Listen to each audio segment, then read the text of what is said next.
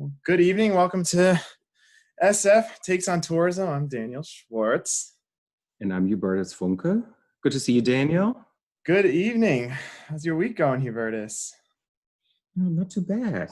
Wednesday again. It seems like these weeks have a very new dynamic, it seems, right? I mean, I don't know. Once Wednesday is over, I mean, I think that's always the case, but it's just quite super fast. So That's good. Hump Day still exists during Corona time. I'm happy to know that. Yeah, I agree. Yeah. But it's a beautiful sunny day in San Francisco, so that's good. Got to get outside. That's the trick. With a mask on, but nonetheless, get outside. Oh, look at that. I know. Did you make that yourself? No. I did not make that myself. Oh, okay. Well, I know you have a lot of free time on your hands, so.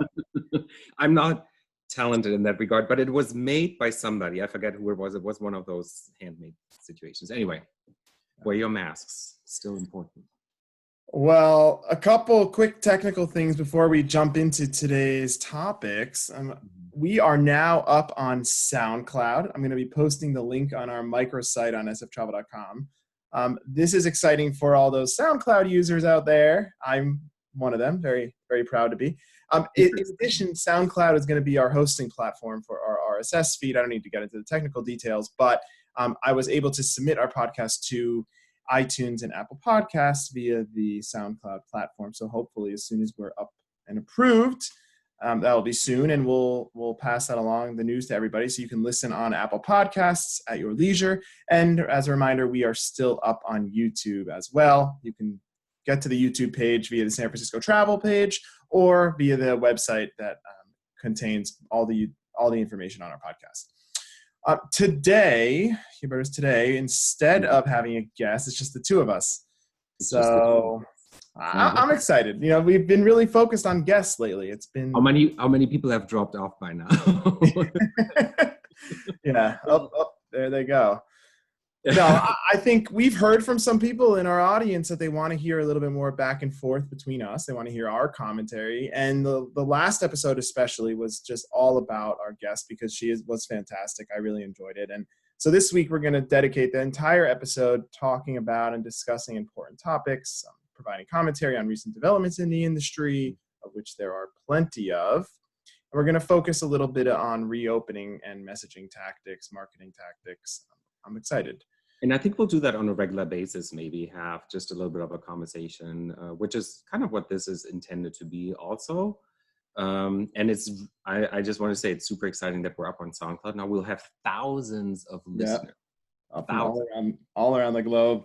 Yes. We'll also save some time for questions. So if anyone wants to post a live question, you can use the Q&A box. So thank you for that and ahead of time. And again, you can always email us ideas, topics, questions, anything, and we'll definitely consider including them in our next episode.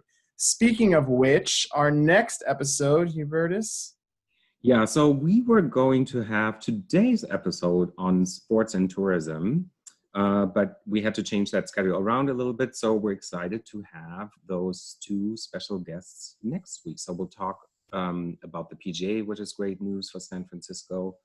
We'll probably talk about MLB, Giant. So some interesting content coming up next Wednesday. And, you know, Hubertus actually hosts a sports show on the side, right? Like, absolutely. Different name, but yes. I won't ask you what MLB stands for, but. Baseball, of course I do know that. Just kidding. Let me get my Giant also here. But anyway, don't make fun. And finally, before I forget, this week we are introducing something new, a feature of our podcast called the Weekly Take on Tourism. So what this is going to be is every single week at the end of the episode. So, you know, we'll probably have a lot of people joining late or hopefully just staying and listening the whole time. At the end of the episode, Hubertus and I will each give our weekly take on tourism, and that can be a takeaway from the news. It might be a prediction. It might be some sort of advice or just general commentary, but we're going to try to sum it up and come up with one really thoughtful takeaway for the week. So stay tuned for the end of the episode because it's going to blow you away. Wow. Okay. So on to the news. Headlines from San Francisco. Yeah, lots going on this week again. Should we So what start with kind of what's going on with this health ordinance that I've been hearing about and seeing a lot of in the news and on text messages? And seems like it's getting a lot of people riled up on both sides. Yeah, so the Board of Supervisors earlier this week unanimously passed this healthy building ordinance. I hope I'm saying that right. And that will basically also impact hotels in the city relative to, cleaning protocols, how many people need to be on staff to clean rooms, how often do they need to go into the rooms. And I think it's safe to say that the hotels are not happy about it.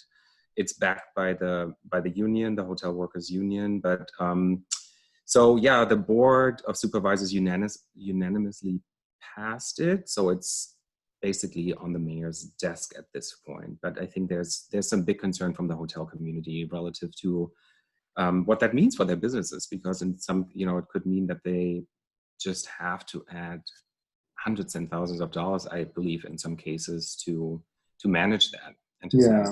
sustain. I'm not too educated on it. I'm not, and I know that we're not even taking a side on this, but I will say that I was thinking about it yesterday because it is a challenging time right now to kind of decipher what is necessary and what may be taking slight advantage of a situation. And I mean, I know the hotel council is up in arms because of the added cost, and I know that hotels have so many expenses right now, so I could see why they're frustrated. I went to go return something yesterday to Whole Foods, and they're still not accepting any returns into their store. And I'm thinking, we've now learned this virus is not spread on surfaces primarily. And I really don't think that this is a primary tactic for preventing the spread of the virus, is not allowing returns. But Whole Foods is probably super happy not to have to take back any returns. So it was just making me think of that. Like, what are you going to be able to pass through here that will benefit you and look positive? So maybe that's the case, or maybe we'll learn in a few months that a lot of customers feel more comfortable coming to San Francisco because we have over the top cleaning protocols. So Yeah, I think this is a very dynamic space. I stayed in a hotel up in Tao last weekend. It was a very nice hotel, and they didn't provide any housekeeping altogether as part of their precautionary measures. It was literally you checked in, and then for the duration of your stay, you didn't get any housekeeping unless you needed something or whatever. But in order to protect their workers, they said they didn't want them to go into the rooms too often. So I think there's a lot of things that are being sort of thought about right now, what is really the right thing.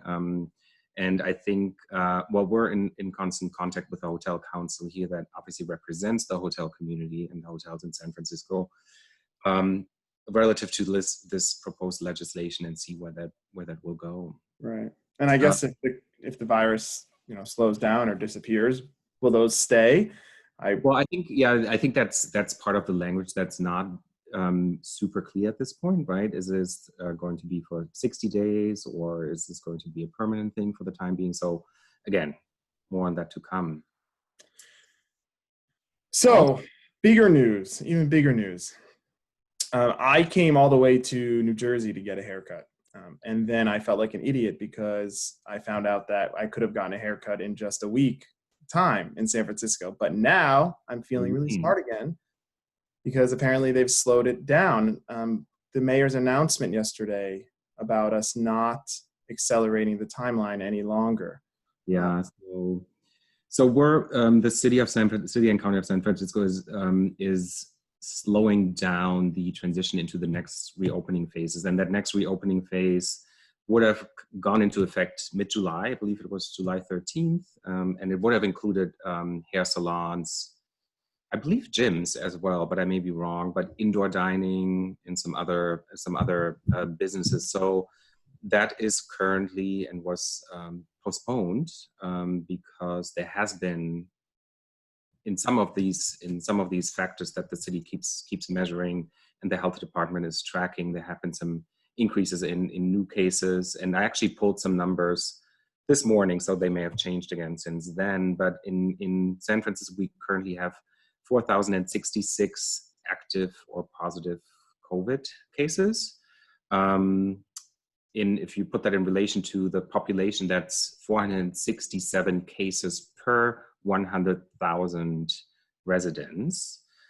Just to compare that with Los Angeles, and not to put Los Angeles in a bad light, but they have 120, just over 120,000 active cases, obviously a much bigger city, but 1,193 per 100,000 residents. So that number is much higher. But as we all know, the Department of Public Health is tracking a lot of other metrics as well. They're tracking the fatality rate, which is also in our case much lower than it is in Los Angeles, for example. Our fatality rate here in the city and county of San Francisco is 5.7 deaths per 100,000 residents. In LA, that's 35.4. So, but I think, again, the city is doing a proactive step here, again, to flatten the curve. And yeah, unfortunately, for businesses, for additional businesses, that means that opening will be delayed. So. Yeah. I mean, I love to be able to create messaging around how well we're doing. I don't want that to change. And as you can see, we're still doing really well, even compared to Los Angeles, not to mention compared to other places in the US. So I certainly don't want that to change. On the other hand, it's genuinely frustrating to, begin planning and putting together, messaging, marketing ideas around reopening, and then have this scaled back. With that being said, as you mentioned, this is not we're not peeling back. We're not scaling back the reopening. We're not closing anything. We're just not accelerating it from what the initial timeline was. And I think that is important. And maybe accelerating is also not the right word, but obviously we, the city has sort of, like most of the cities and counties and jurisdiction have had their strategy on reopening and did that along certain phases. So right. It will slow down the opening phase down. I think a big concern is what that would mean for the subsequent phases, especially phase 3, which would have come after this next phase, and that would include the hotels. Yeah. So we're not quite sure what that would mean at this point for phase 3. I think it's probably safe to assume that would be pushed back as well. But again, I think there needs to be some clarification from the city. I'm also a believer that health is very important. I know that we're all in businesses and we're all affected by this, but at the same time, we also want to be operating in an environment that's healthy, right? And that we don't get into a situation like you have in Florida now, where they actually have to roll back some of these openings, where indoor dining is no longer allowed, I believe, in Miami and in other parts of Florida. And I think in Texas, there's also some areas where that was rolled back. And that's unfortunate, right? It's rather have it go a little bit slower than open it up and then close it back down. Yeah. Regardless, it's a challenge for businesses. Yeah. Sure. Well, and I think this kind of brings us to our primary topic today, which is how to handle the jagged recovery, right? We knew that it was going to be a jagged recovery, but did we really believe that it was, or were we kind of latching on to the fact that it was gonna, the reopening timeline, we were going to stick to that the virus the situation was going to keep improving, and we could market and make plans accordingly. And we were looking at some examples around the world, and I started by actually finding a lot of examples of countries that had taken big strides for reopening and actually setting themselves up to welcome international tourists. So, for example, Thailand had developed travel bubbles that they were planning to open in the next month or two with major source markets. Thailand, their tourism industry is more important to them than probably any other industry there, or for surely is. And they had to now rethink that whole reopening because of a recent surge in viruses. So they were thinking about doing this with Australia and maybe Europe. Same thing for Israel. Israel was touted as a huge success story in handling the virus. They seem to have squashed it. And now they're putting the brakes on things again. They had also looked at travel bubbles. They were talking with Greece and some neighboring countries, and that's all on hold again. And, it's just so difficult to fathom, kind of how to handle this rolling recovery. And yet here we are going through it ourselves. What is the lesson in how do we handle this from a messaging angle, from a marketing angle? Are any countries, seem to be doing this well right now? Well, I've been looking around as well, because it's just something that interests me. And I think as marketers and destination marketers specifically, I think we are not used that much to this sort of jagged sort of approach, right? I mean, typically, even if there is a crisis, we sort of have contingency plans in place, and it's, but this is so volatile, which makes it almost, which begs the question, how do you respond to that, right? And what's the messaging that goes along with that? So I found a couple of examples that I would encourage people to maybe look up just to see. And one is Visit Portugal. And the reason I checked Visit Portugal is because I was in Portugal last year, and I remember kind of looking up their content last year, and I thought they did have great content back then in normal times. But I thought their approach was really interesting. So they basically had sort of three phases, and the first one was "Can't Skip Hope," and it was sort of their campaign mantra. And basically, what that meant was, it's, and I quoted here what one of their videos said, and the videos were done really beautifully, I think. It's time to stop, the perfect time not to visit anything. Sometimes to rise is to stand still. And I thought that was very compelling, right? So, and what they did, they really found this sort of blend between kind of the destination and some of their attributes in very beautiful images, but at the same time pushed out messaging that told people now is not the time. Right. Kept that inspiration there. Yeah, we don't want you to give up the hope, but it's not the time. But at the same time, we're providing you with sort of enriching content in a very thoughtful and very tasteful way. I thought that was followed, and Portugal is one of those countries in Europe that has opened up. Pretty much, I think, also along those lines, those travel corridors, sort of these safe travel corridors. So there's certainly countries that cannot, or nationalities that cannot go visit. But that was under the pillar "Can't Skip Opening." So it basically went from hope to opening, and then they started sort of incorporating and embedding a little bit of that call to action, right? Well, now it might be the time again for you to think about to come to Portugal, and we'll provide you with the appropriate messing along. And did they have it well laid out? I mean, did they? I thought they did have it really well laid out. I mean, I could pull it up real quick but maybe it's too disruptive. It doesn't matter.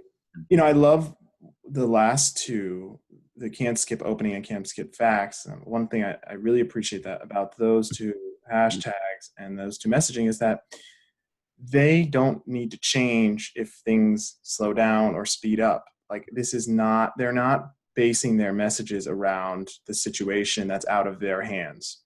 So if they had to roll back the opening, or if a lot of countries no longer could visit them, that they can't skip the opening or can't skip the facts are still relevant, hashtags and still relevant messages. And I think I'm trying to, as a destination marketer, always consider, is this kind of evergreen in that sense? Is this, will this hold up against this rolling recovery if things change in policy? Correct. But I think it's critically important for marketers to think about that, right? And I think it's really, really important to also ensure that you have proper messages and that you're accurate. I think at this point, I would include myself. Actually, we went up to Tao last weekend, but I did a lot of research before we went because I wanted to be sure that the hotel that we were staying at, and actually I did call the hotel ahead of time because I felt, and this is a nice hotel, but I felt that the website wasn't giving a lot of definitive information relative to what some of their,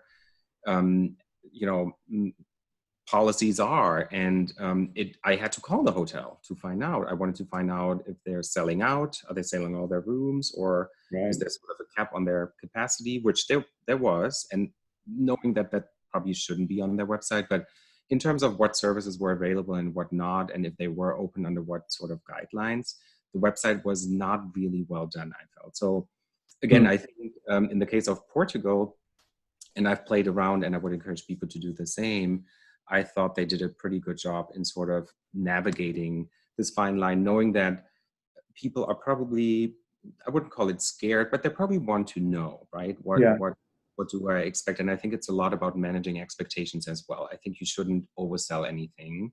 You shouldn't gloss over things, right? You should be really open about what is open, what is not open, what is available, what's not available, and what are some of the limitations when you come to a destination. Right, right. Yeah, I think that's absolutely critical. And Austria, we were talking about that earlier too. They did a great job too, and they had this very quietly delineated messaging for the people that could come and that couldn't come. You could almost not tell the difference, which I thought was really inspiring. So it Yeah. wasn't, here's everything for people that are able to come here. Here's all the things that are going on for people that are not. It was like, here's our very inspiring content, and then had very subtle but clear messaging about what is the facts around health and information. So I think what I liked about the Austria tourism, and again, this is the official Austrian tourism promotion website. I mean, what you see first is sort of, it kind of directs you to the situation, right? Travel plans are on hold, but they kind of encourage people to sort of explore Austria virtually by means of visiting the website or other websites. But at the same time, knowing that, so it's a little bit different from the Portugal case, is that, some countries can visit Austria, not every country, but so they're walking they have that nuanced messaging where, yes, here's information, you are welcome to explore our destination, our country virtually.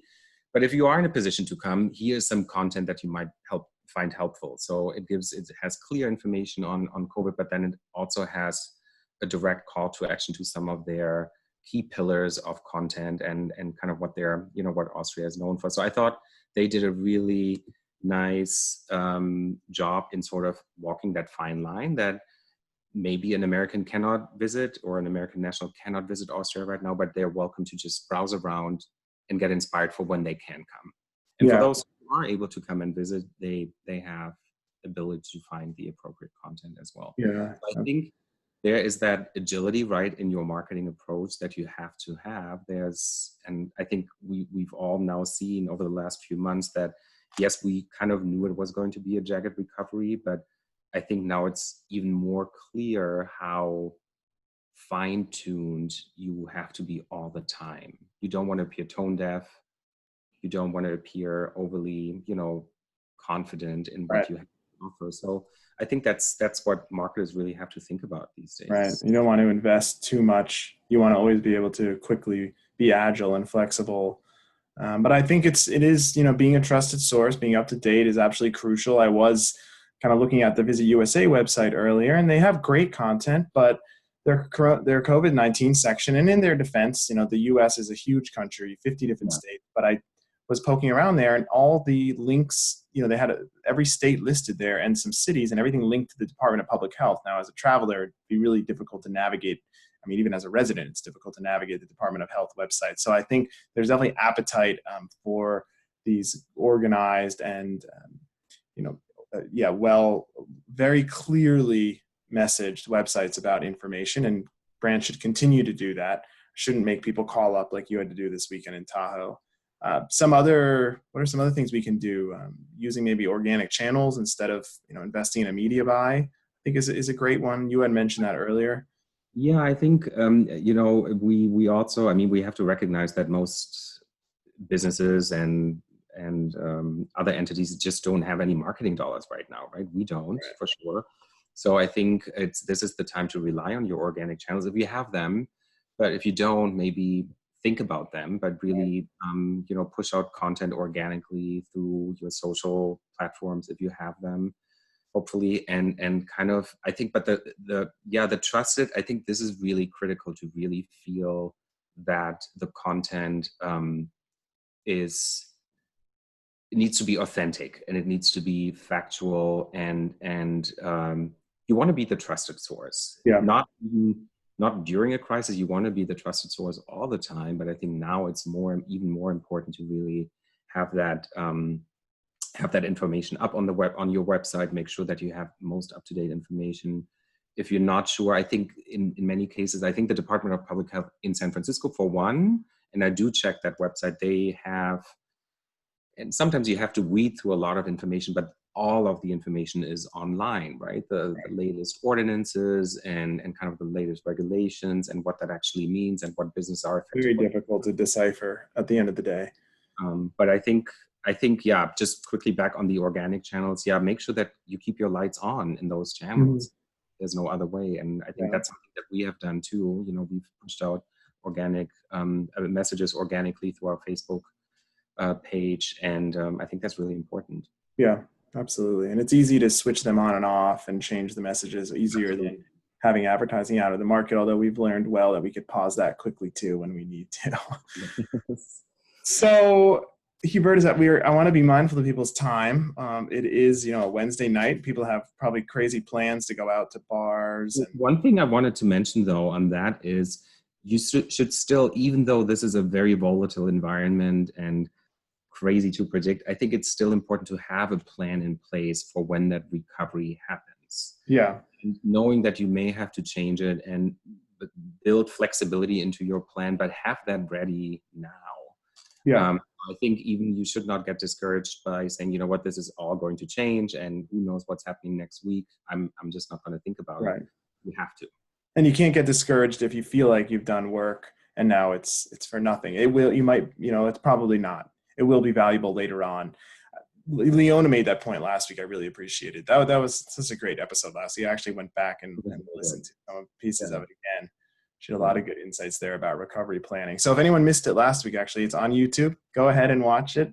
And one thing she talked about too was collaboration, right? Especially, I think the hospitality industry in the state of California is really good at collaborating, even if during normal times. But now think about sort of potential partners. Think about your competition.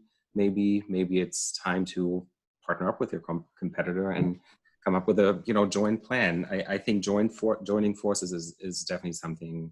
Absolutely.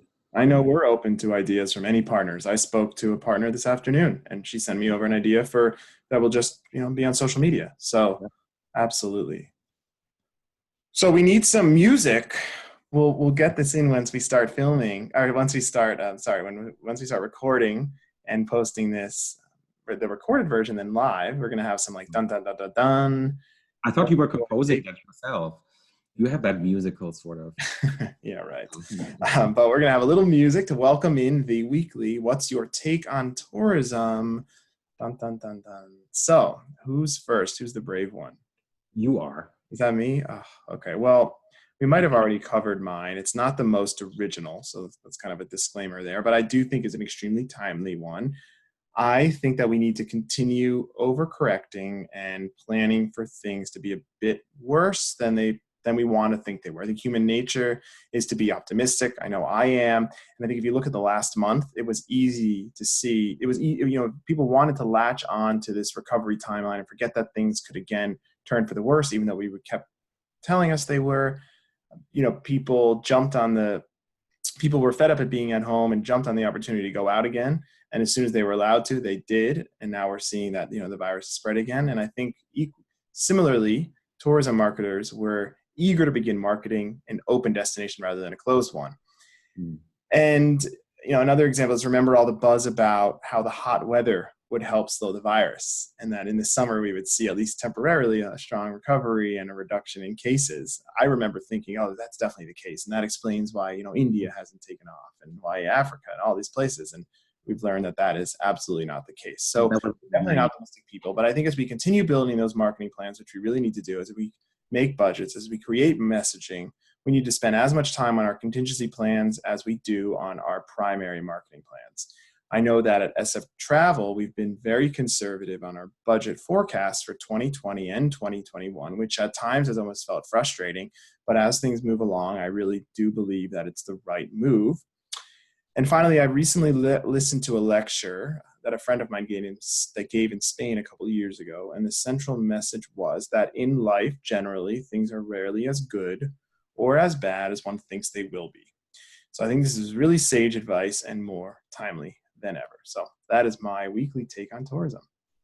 I like that. That is very good. I should have gone first because now it's really hard to follow you on this one, I think. But I like it. It's a really good one.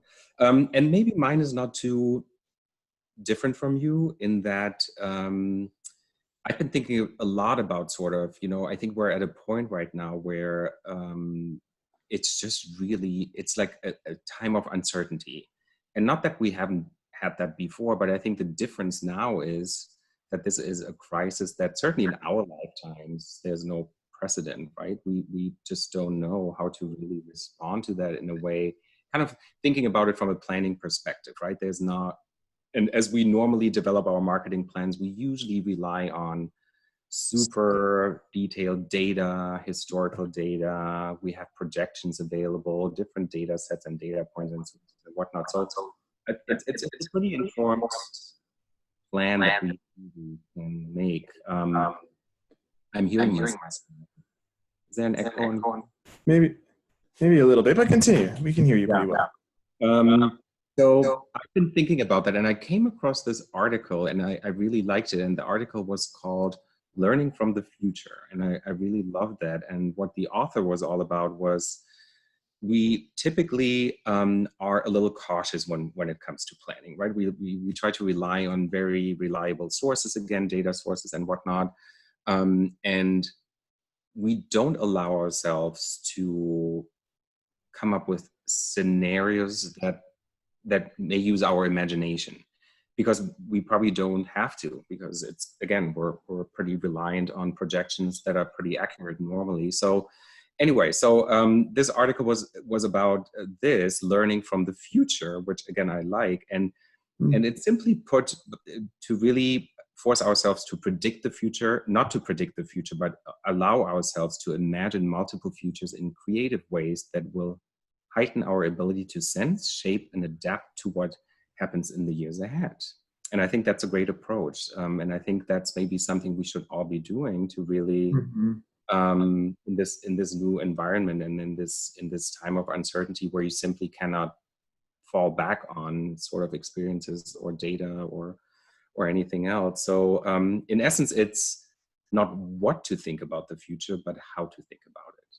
So I kind of wanted to keep that in mind as we go through the next few weeks and months, and continue to think about where we will be next year, or what the next year will bring, and the remainder of this year, frankly, as well. That's awesome. I love that advice. Really, I do. Learning from the future. It's kind of like the movie Back to the Future. But and we hear so many predictions these days, and the news is always trying to tell us what's going to happen. And it's like, stop telling us what's going to happen and help us prepare mentally for it, rather than just expecting how it's going to play out. Well, it was actually, I recently read, sorry, and I don't want to go over, but I recently read, I believe it was the, so after World War II, the US military basically, when the world approached the atomic age, right? They were faced with this whole, what does that mean now? How do we respond to that? Because we have not had an atomic war or nuclear war before. And if we do, that's probably the end of the world. So they created all these scenarios and thought about through these scenarios to really force them, what could some of these potential scenarios look like? And how do we then apply that to where we are right now? And I think, again, it's sort of a little bit of a different thought process, which I think is kind of refreshing in a way, to force yourself to open up that imagination. I don't even want to talk about nuclear war. I think that would, at this point, that sounds like appealing versus fighting a virus. Anyhow, thank you everybody for attending episode 4. So we're more than halfway to our initial goal, which is 7 episodes. Thank you. Appreciate you guys giving us the time. And again, send us any feedback, questions. Really looking forward to speaking about sports next week with our 2 wonderful guests. And again, if anybody that you know might be interested in this will be posted on YouTube, on our website, and on SoundCloud. Bye, everybody. Have a wonderful evening.